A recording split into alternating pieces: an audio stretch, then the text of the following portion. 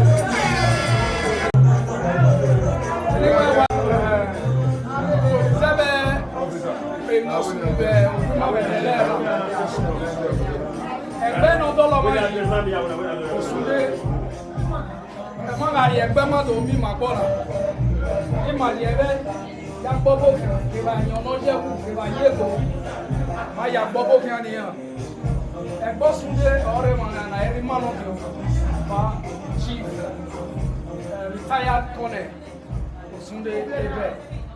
Already get Evena Yamuwa Oboke. Madam Makuno. Mayawesi. Evenu Vieme. Urieni Iwami. Sanofi Akaro. Iwo Kwelo. Kwama. No, you're not here. I told you, why I'm moving. I got it away by a kilo. I told an eye a kilo. No, really. When maybe I work with what we may know. Or Simo Keno. You don't die.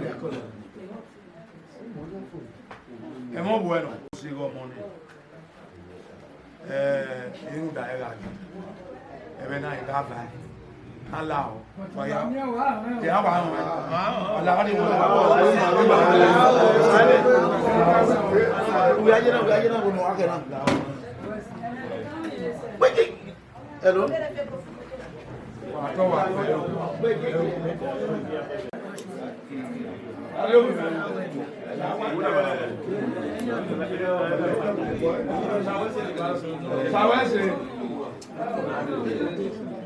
Sawase.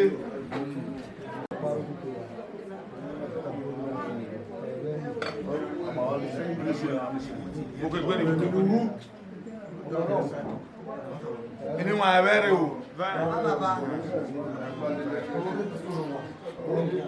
I don't know, not quite to real. No, very yare, are you what?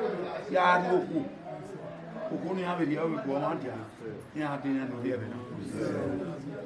One in my way at the Nana, where Rimano were soon did. Get Malagon, no, you bought Muya. A boy, I walk banana. Phone way out. But phone never know where you are. You got with I love one. The more I mean, the more I'm master of one. No walking on this year for Uno Maya, give you one. Thank you, Donkey Way. Omonzusi, maybe Manabe Buwa dead in Ena. If no man die, Buwa, give no money gas on. My baby, one and my boy dinner, or when my other mammy has over. I give me all over my ears. My bed, it knows him out dinner for. You know, you know what? If you know you might be what I have time in for. You only among your men, my army go. If you marry little boy, or I do not know. Equal immoral and my many full and away. I'm on about top well. La nomi agbe bi no kiro ah se di oni wa se papa o ah wala ku sa wala igba le se o na mo ti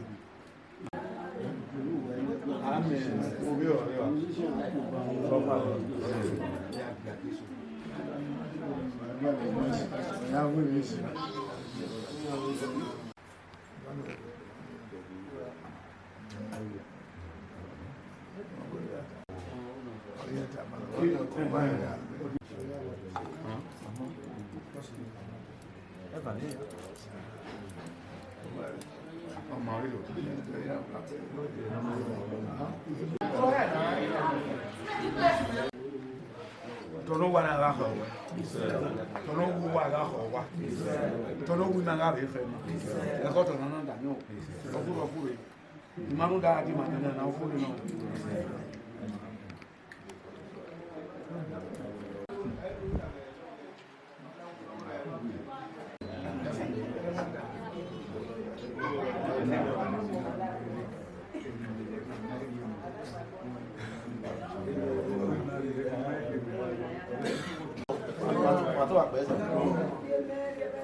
Era yo kan wa jo ọ̀rẹ́ wa la wa amaye ko fin we ma ti ha ma ti o re yan wa la free we ojú wa mu ni pé o ma ka yin de wa ke lo ni ayere ni na ogun yẹn rí ìwà yan ni le báyìí na ogun yẹn rí báyìí anye bona o ye wu àti igbó kẹ̀bẹ̀ ní bọ́ rí ní ìkòrèkòrè kẹ̀bẹ̀ àní ìbònà ìtẹ́ ìbí ẹ̀ kẹ̀bẹ̀ mọ́s ọ ní ìkòrèkòrè ọgbẹ́ òbí ẹ̀ bẹ̀ ráyé ní ìyá àgbẹ̀ ọgbọ́ wa lọ́wọ́ wà tó wà pẹ̀lú àwọn wà máa wà fún ètò àwẹ́jímọ̀ fáwẹ́rímọ̀ ọ̀yá wà bí tó ta wọ́rí ayé ẹ̀rímọ̀ abiri ma wa yi ma awoni kan wa we ezo eni wa fiore we makapo wa mi na igbe ya ma ya mi won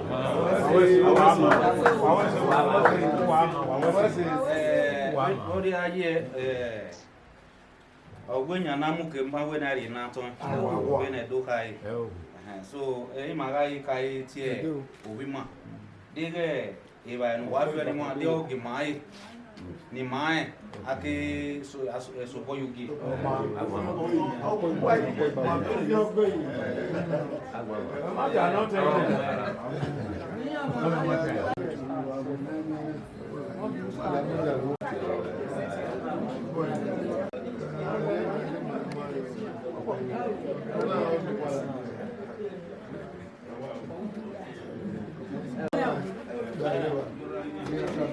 cameraman Good. Close.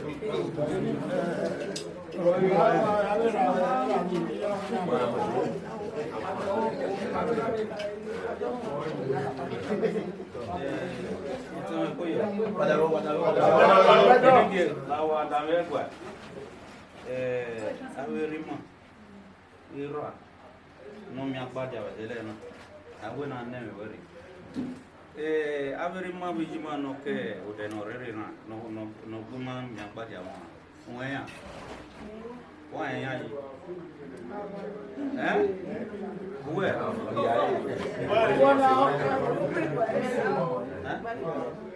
we shuru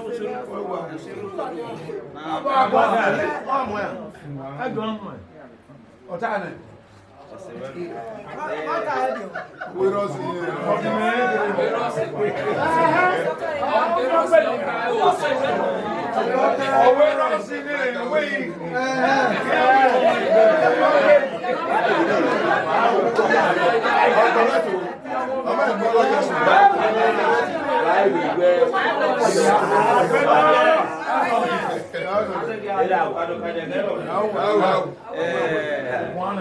Averima when you give it, no, if I came by any review ni Mario, dog up in my.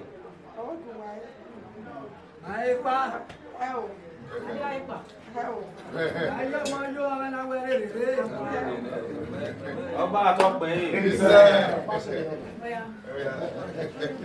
I don't know why I didn't want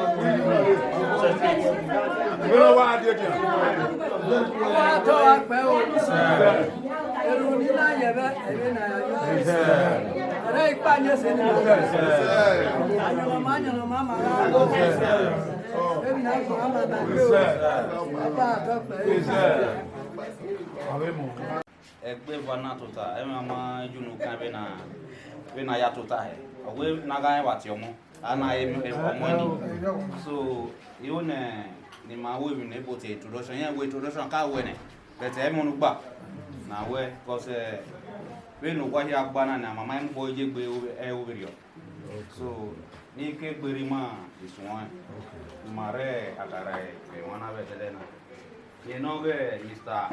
Epa Ebe Osunde retire kone yo no wine mama pe ma yare Ogba Abewa.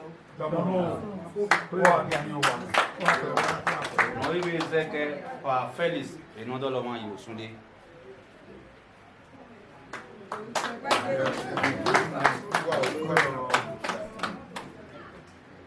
You know the Mr. Harrison Erabo. The same man. Then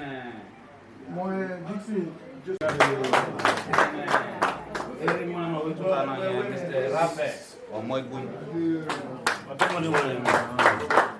And it's a police officer. SO of Ogba. Serving officer. Police officer. Every man Pajoro Osunde. You see me no one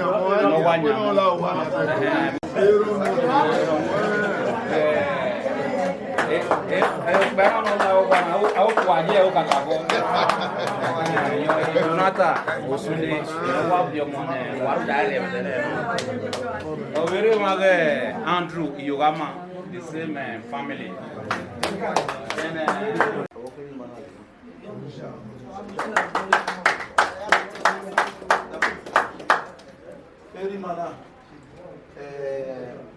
Omonzusi no wa do wo ku o ye forgiver ina Mr. John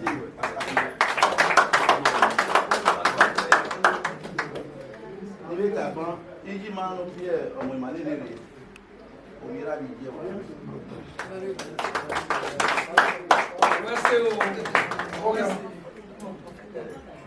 no ja mi je be na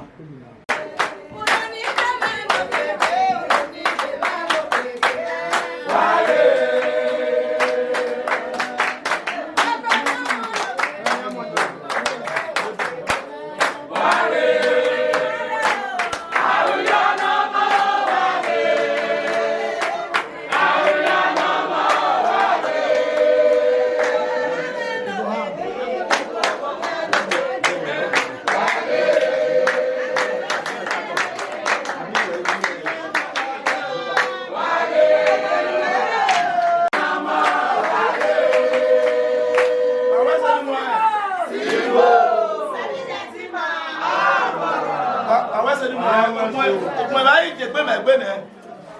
Era na ni e ka bugba ogbe igbaba oge ogbe nu wa na do nyamia awon wa la eno yin eri ma eyeyeje e ma yeje orun do mo obi wa e ma kure o padà mo sa won ma do me gbe padà wa la ni wa la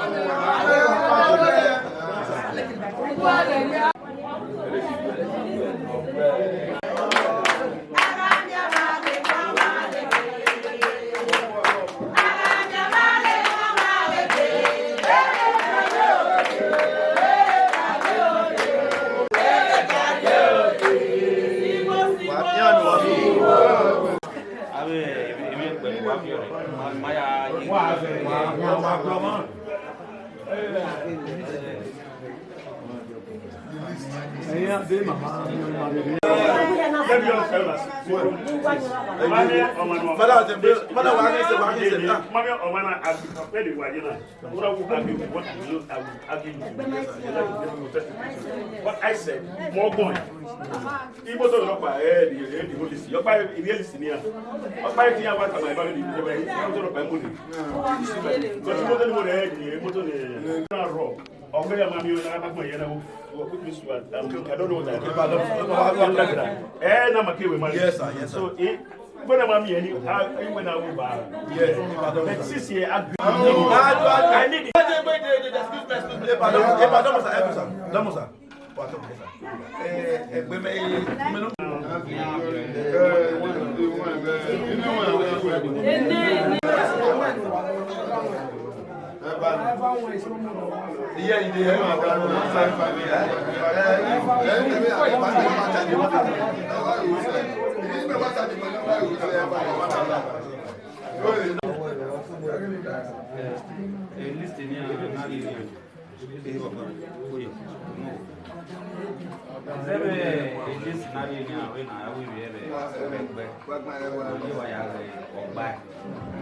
no man get Ogba you go or a wine.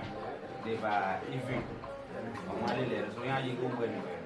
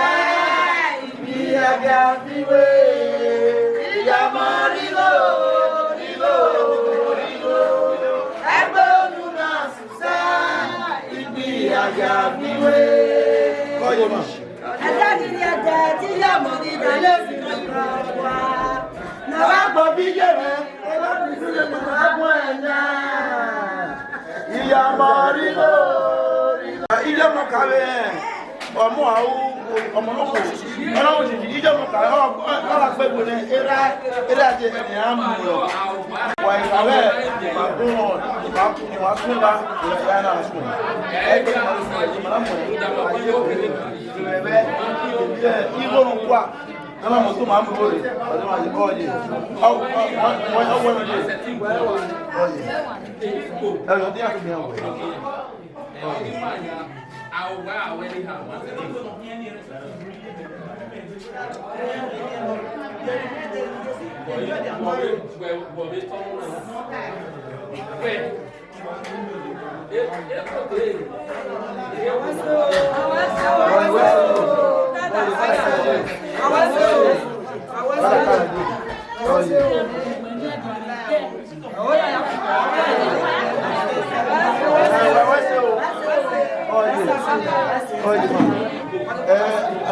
Ele não é preciso ouvir ouvir mais ele o caminho não é olha irmã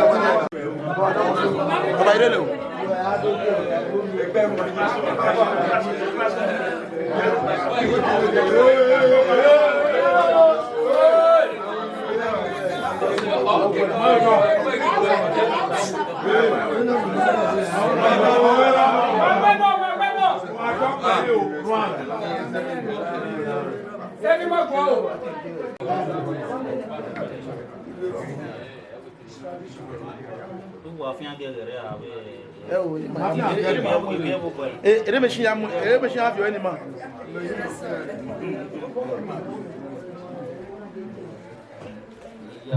Vamos ver se é uma melhor. Vamos ver se é uma melhor. Hoje me tá bana o tinha guapo aquele.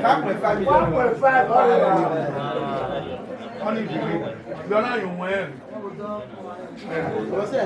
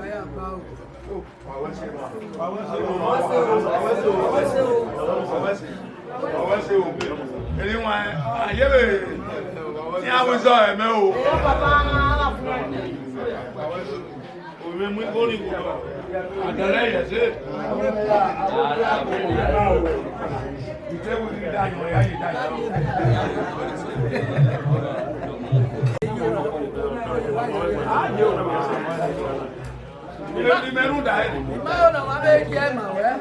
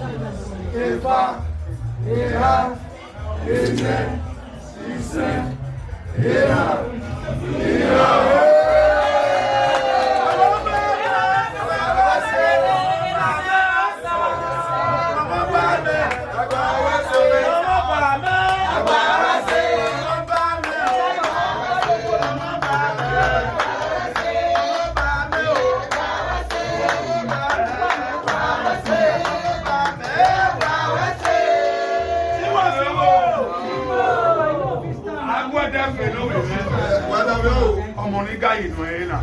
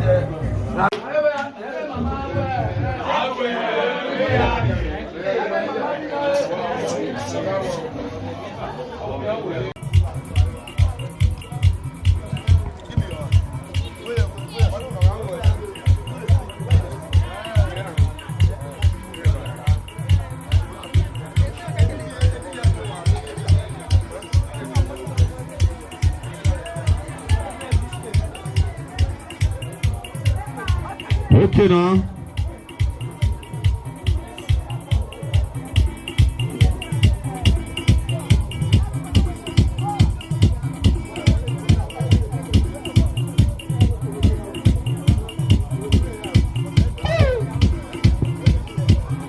Okay now.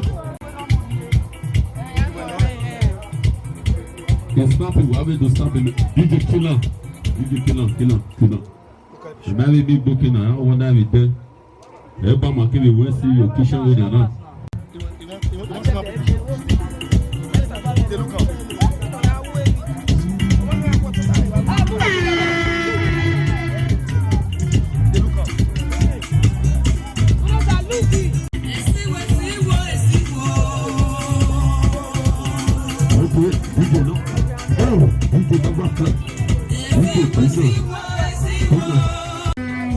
Look at me, look at me. Nala, iya bo pegbo ni ayo ni afowo wa na.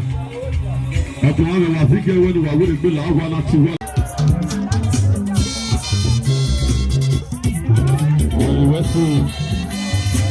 Wa wese o.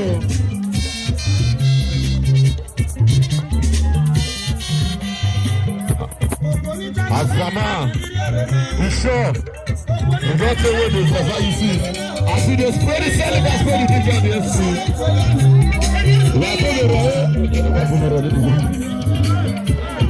Sure, Azama. Really, yes, sir.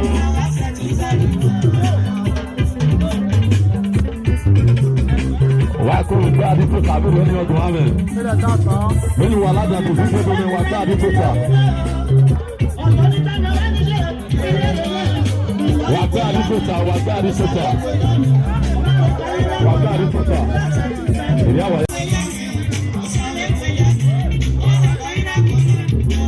Na so. Yes so. DJ Bells in the house. Yes, DJ killer. Les mains c'est moi, Ouvenouaya du Guénan. Et vous nous voyez envoyer. Ouvenouaya c'est moi, Ouvenouaya ya savoir. Non là, ake ibo ya peta wawu amana kari pome no sane amana kale rune. Wega onsa, una via etiki or thicknesses, una via asha. Oh, we ruso pa we kwaya.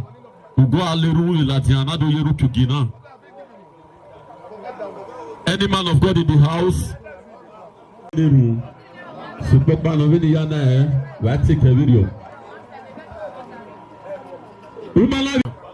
Hallelujah. Praise Jesus. Please, let's give honor to whom honor is due. Let's rise up on our feet as we do a short prayer for this wonderful ceremony. Many Jesus. Ogba no hwan, Ogba no yagbo yemi okute tebi tenegbo. Ujowe baba, manivwe, mame do si koko, oyena baba. Makowo marowe wa, amegbe ninye mono dowe, ene ayo monne o inodo.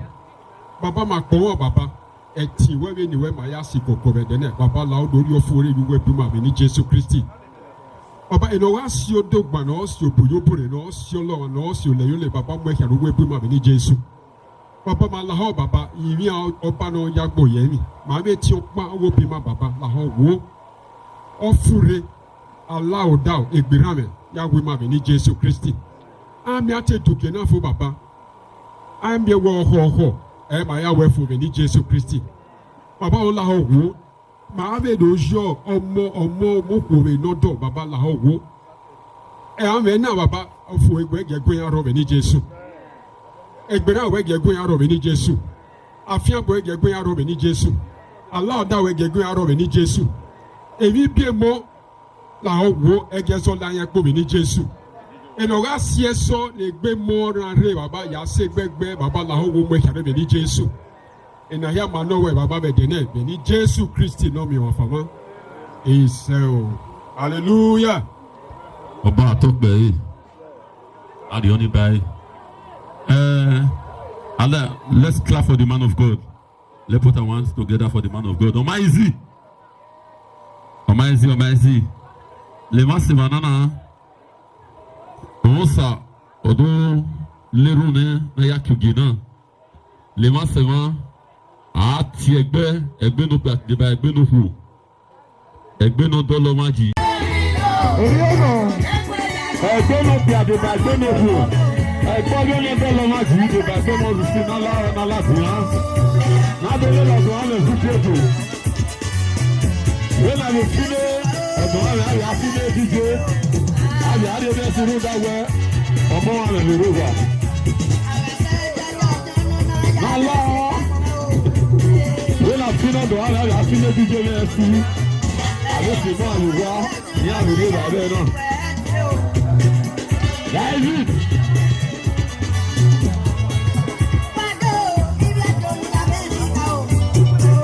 Okay.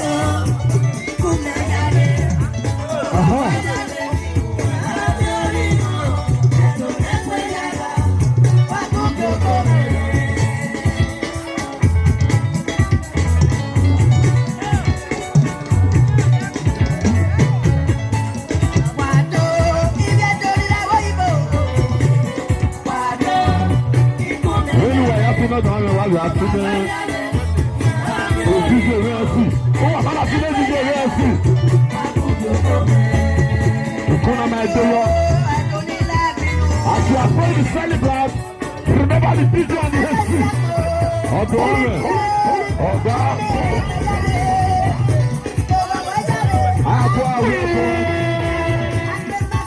yes, sir.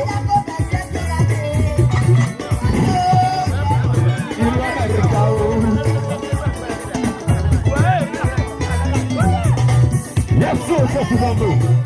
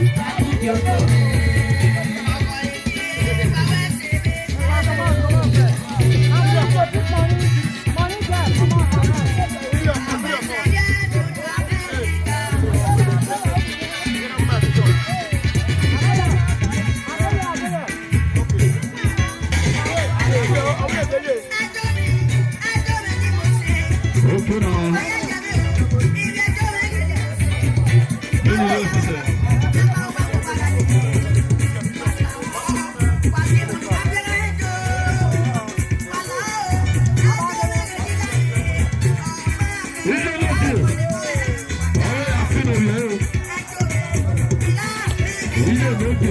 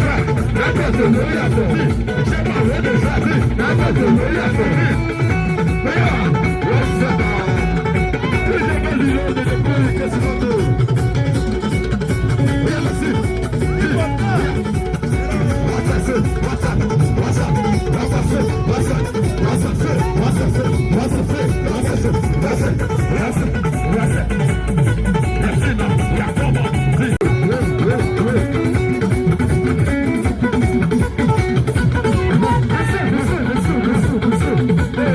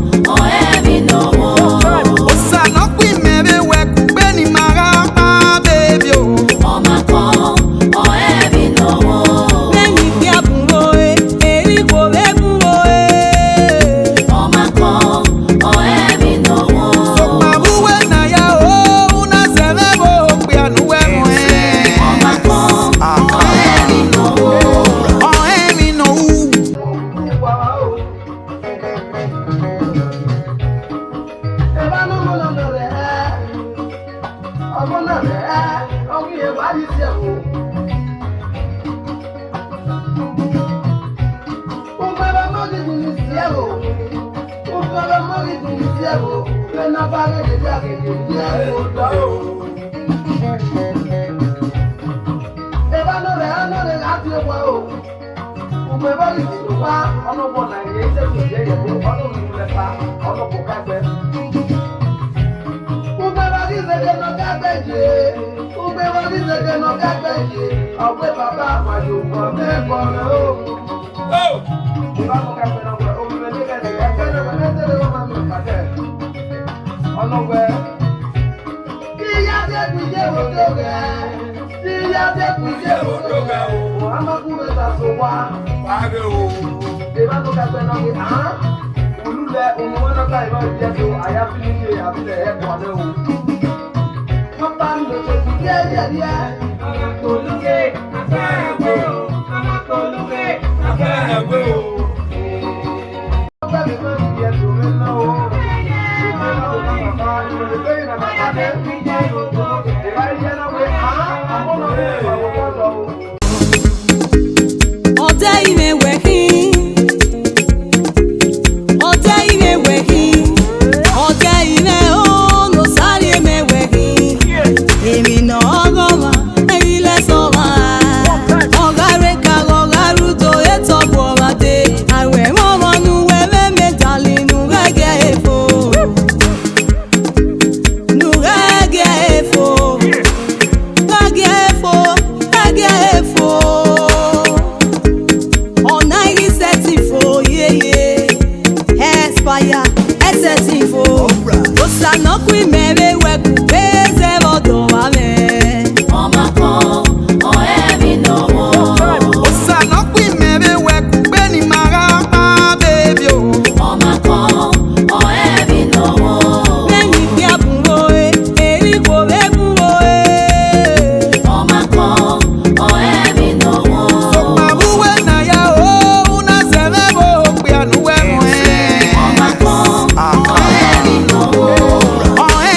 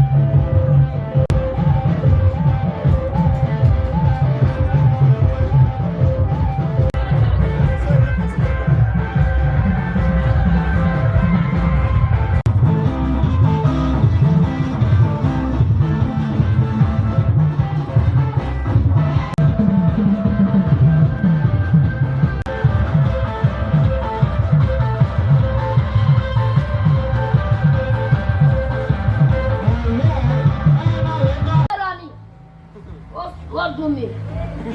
So, Kimanawe Dramani, Edena Domu, Ovena Dorieme, Ina Dorie, Knibie.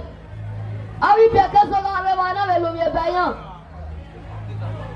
And I say, and open one of you. Another give you a wa, another woman, another baby, I am an alcohol. Are you sure? Yes, no. Now, when I face every talk, No be lie. I don't be on bed with the drama everywhere. I will put on where your body go to finish them. See, how they check on. No, but my brother. Every drama, another female, I want. Or even second, my ayo, another female, I do. Anamobie, anamokele la joni na yo turu. Anamono pekele la jan, o wa so woman. O wa pekele la jan tu pe papa e te ke yo go. Anamono abokan. Anabokan. Wa kete mo no. Ina we e drama de ma do we go no. E mo ni makoko do we yana pa. Yana si me o si. Owó ta fi ẹrọ wà ayé ẹ̀jẹ̀ wẹ́ẹ̀dì mẹ́tẹ́dọ̀ olórí ẹ̀kẹ́lẹ́ bẹ́ẹ̀ di ẹ̀jẹ̀ owó ta fi ẹrọ wà dọ́mọ̀. I know never reach now. I'm tired not day like that. Fair wait now. And you say we had that day for that side. What I Jesus know. Wakoyo. Nala woko. I say me on another primary awful with me. They can nobody here. Who not going to see money they use. Nala. I don't have any Aladianaya. Near the Totaki Nogaki. Ever did. Yes, so my exactly.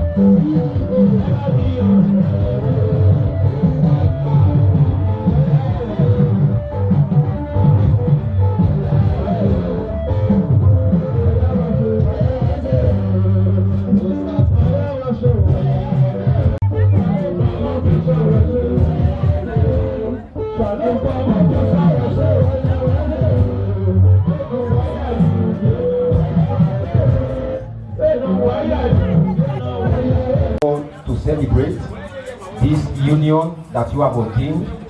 We pray, O God, for peace in the name of Jesus. Amen. You are not an author of confusion, but an author of peace. We commit this ceremony to your hands. We ask that you take preeminence and absolute control in the name of Jesus. And all those that have come to celebrate with your son and your daughter, celebration will not depart from their lives in the name of Jesus. Thank you, Father, because we know that your presence is already here. For in Jesus' wonderful name we are prayed.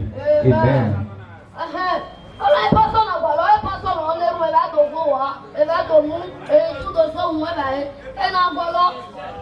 I bet when I apply for this man of God, which church did you go? You don't even tell me. We sing the part of the medulla bracata. When I talk about bracata, only one of women know man. A baby the guy and I just say bracata. Please, people that will pick money for this occasion. I'm a bit aware I thought we want more. Hey, more for man also one for. The papa sorry who me behave will see any as most people papa. And Nala will go, their name, yeah, one make sure you now. Nala will go, my name, Nancy Coyle. Please, Mama Edosa. Already by one, you can Mama Edosa. Yeah, Jenny. Mama Clinton also there. Yes. Evania will give Mama Iwinosa. So Nala will go, you only wear a pick a fear. So whenever I have jump if first year, the bear will be. Oh, hell, you know what to do. A nosy, nose for the conspicuous of where we only in no as one picking go now. Or I pick a also what talking for. What's your you were back? About to game of ball, not the acre, water. Ye? I don't know, you're saying you're better though. That's a yacht, I'm not a boy, please, Nala will go. Man of God, you too much. Water. I want to worry. Oh, that is the man.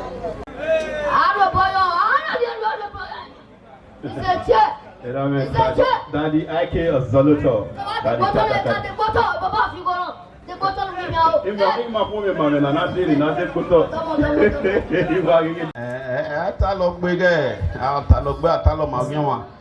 day like that. And Allah will a pastor, you got the man have a church. My brother. What am I talking about? Daddy one is fine. Era no better for Italy. Oh, for a Baba, you go to see money they use. Oh, that way, I don't know where we not get the mother stand. When you are you, mother stand. If I you wear mother stand, I can understand where you want. Where is where? What am I talking about? Mommy with his man, Deborah, Osarumwen, and Evans, Omonzusi. Evans, any man? Nigeria was that is Ogba of Italy. Okay, too much. And we have the way we know and the family of Mr. Jonathan Osarumwen say of Uronigbe, not Uronigbe. Uronigbe, yeah. Uronigbe, yeah. The family of Mr. Frederick Omonzusi, Noke Ewubemery community, local government area.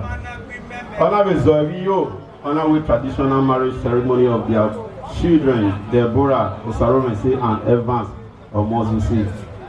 Where the family of Omonzusi and Osarumwen Ogba Moyagi, Nala will go working avec together.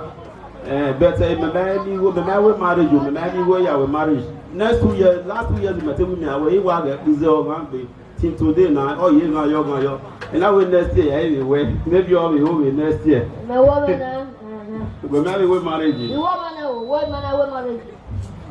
It's also a marriage. It's also your last. Only is any lemon is there. Et la manie est deck de bailler de notre passé. Anyone a woman will get mommy and I will time not day like that. The two family, Ebeno Mwiveko, Ebeno Enigbe, Osarumwen say all the way from Urunigbe and Omonzusi family from Oberen. Nala Wuwo, Nadolele Odoame Sugedo, time not day like that. Even if you time Waba. Okay, community. Osarumwen family, Nala Wuwo, Nadolele Odoame Sugedo. Eramele, Daddy one is mine.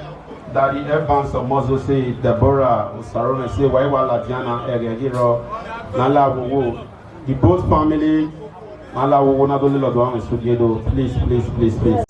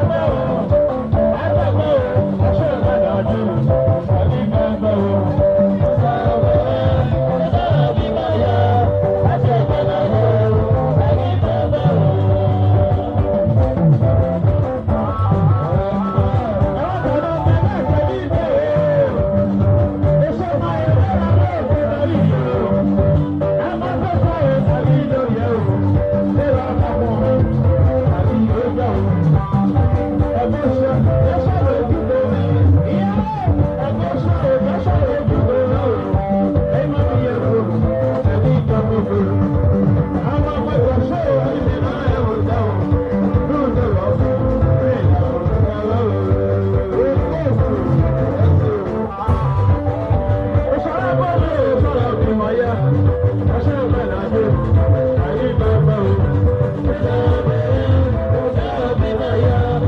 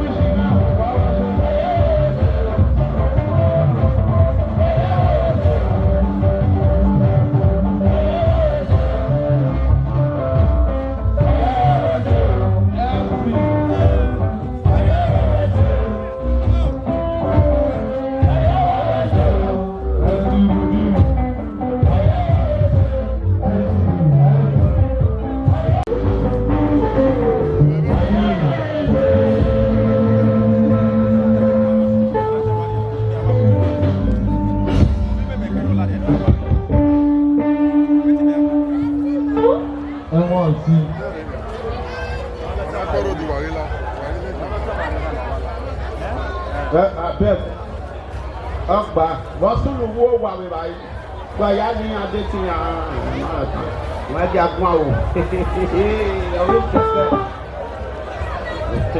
hey, no guy the beat. Since what be? I want to be what he ain't plug here. So to you like the next day. We might have that banana Ogba, a marriage now by Jesus' name. And I know. Ẹni mẹ̀tíkà ajé kiri àsùn àti Morocco lórí ìtagun máa ń yẹ o àti pàtàkì nípa ó lé Morocco.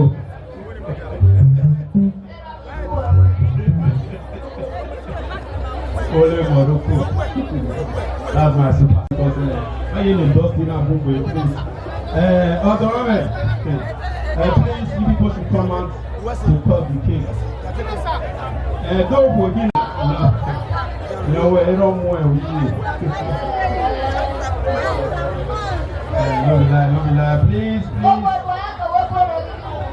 It's so Daddy Austin, all the way from Italy, I see you there, man. Oh, don't know you, don't know Torino. Please, the bride and group people should come out for the cutting of the cake, please. Why not? I'm on my 45 years without me, Bob. Let him do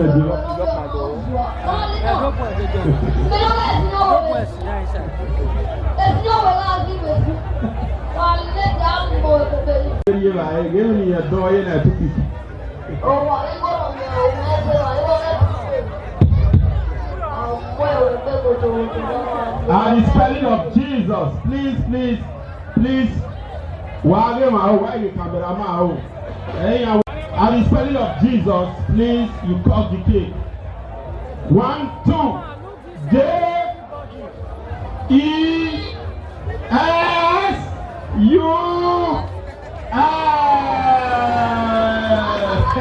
Ogba, celebrate Ogba. We're celebrating, not easy. Please, you have to feed your husband. Now let this one go and live. Come on there. Only like Amima, not the shop people. In your not throwing. She's going mathematically. Hey, Ogba, Ogba. Yeah. She's going to feed her husband with the beautiful food of the conspicuous.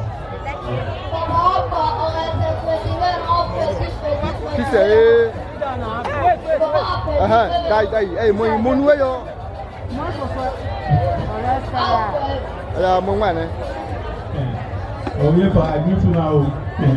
Everywhere come. Oh, where what? Yeah, kiss it. Yeah. Hey, your wife now. drastically. After you were your shop that you shop that in a man, you understand. I tell you after that you want your pull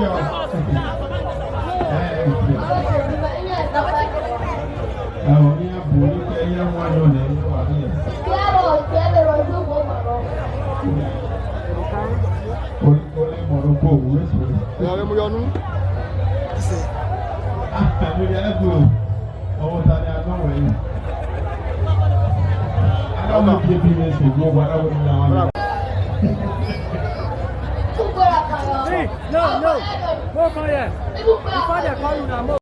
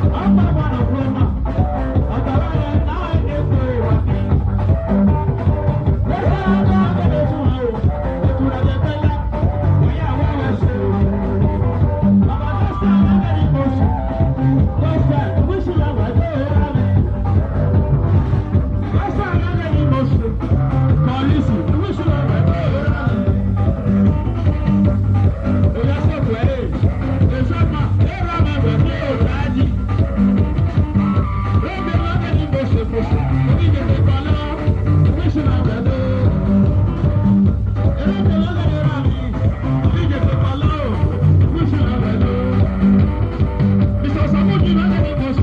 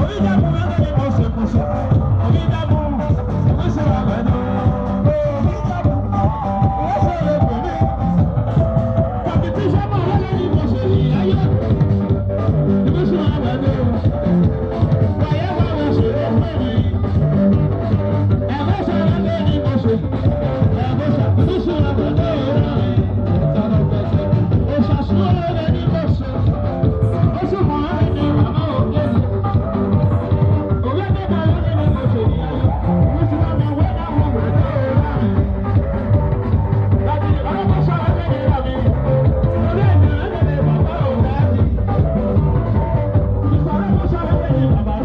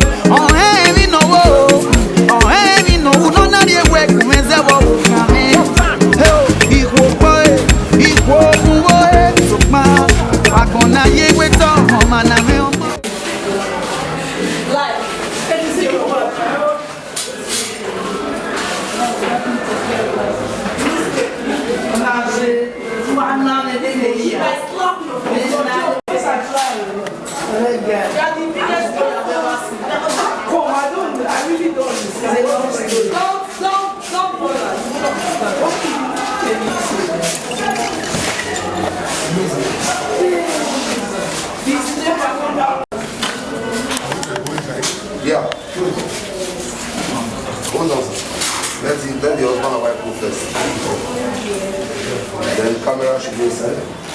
And then they will not call you witness to the man first.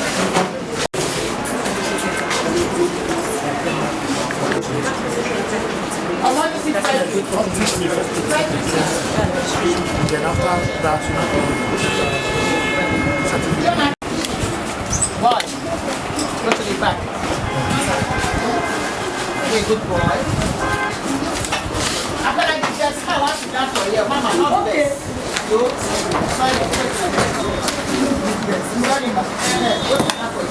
Thank you.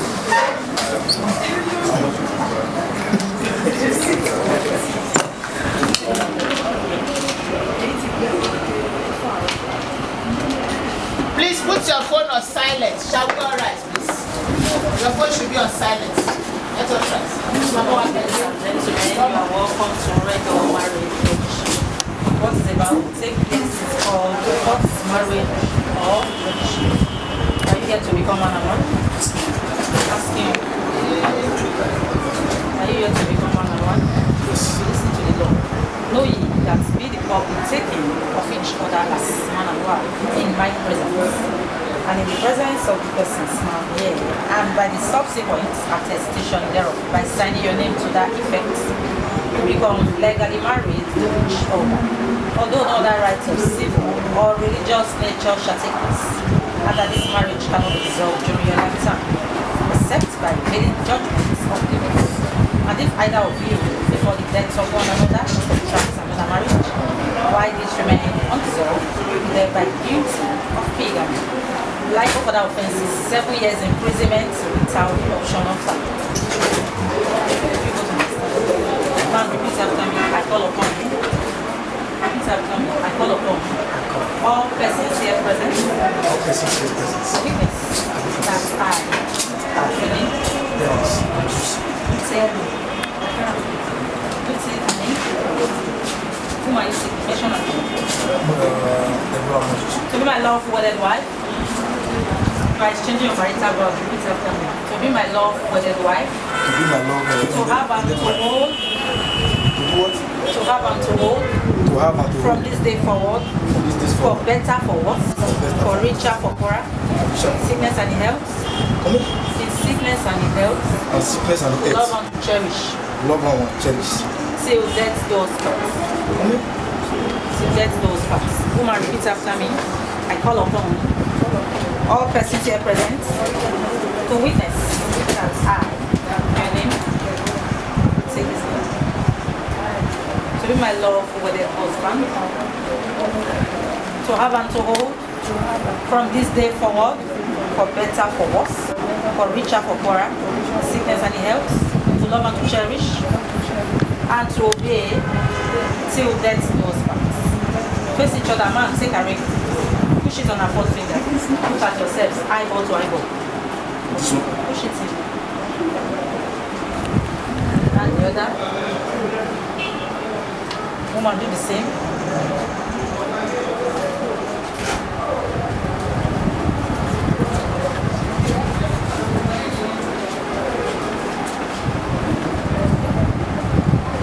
Give yourself a symbolic kiss.